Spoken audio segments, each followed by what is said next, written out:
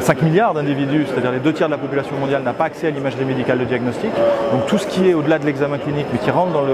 l'examen complémentaire, c'est-à-dire de pouvoir être capable de poser le bon diagnostic quand on a besoin d'une image à l'intérieur du corps, eh bien on a les 2 tiers de la population mondiale qui n'y ont pas accès.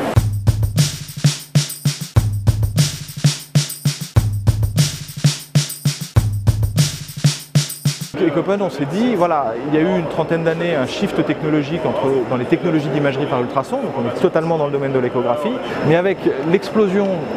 des dispositifs électroniques, du numérique, etc., aujourd'hui les composants sont beaucoup moins chers, beaucoup plus petits et beaucoup plus performants. Et l'idée pour nous, c'est de reprendre finalement les technologies d'un échographe, de les remettre au goût du jour, de les encapsuler dans une sonde qui tient dans la main, connectée à son smartphone et qui permet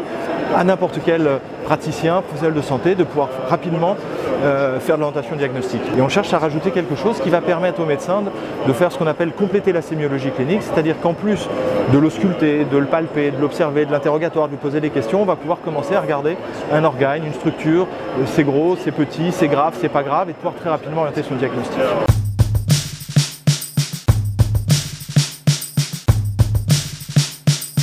Et donc l'idée de mettre tout ça en open, c'est de pouvoir avoir un dispositif médical à la fin qui pourra être audité, donc facilement réparable aussi dans des zones où on n'a pas forcément accès à cette maintenance, qui pourra être comprise, ne serait-ce que comprendre la technologie derrière pour mieux orienter son diagnostic, mais aussi de pouvoir imaginer que demain, des communautés encore plus larges que la nôtre, aujourd'hui on a une communauté d'un peu plus de 500 personnes, vont pouvoir venir greffer des services, des solutions qui vont être finalement une adaptation locale à un objet qu'on veut aujourd'hui le plus universel.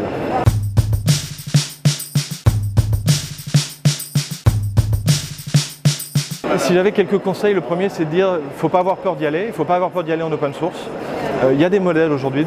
économiques de l'open source. Dans le domaine du hardware, c'est-à-dire du matériel, on voit que le CERN, avec son accélérateur de particules,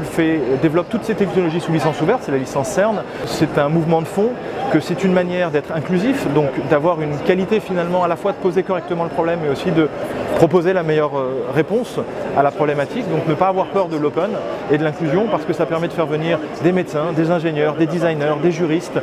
des patients, et qu'ensemble, co-construire les solutions de demain, c'est une forme de laboratoire distribué qui a véritablement un impact. Parce que c'est plus la solution construite par quelqu'un dans son coin en se disant peut-être que voilà comment j'imagine la problématique, mais vraiment quelque chose qui va petit à petit se nourrir et arriver sur quelque chose de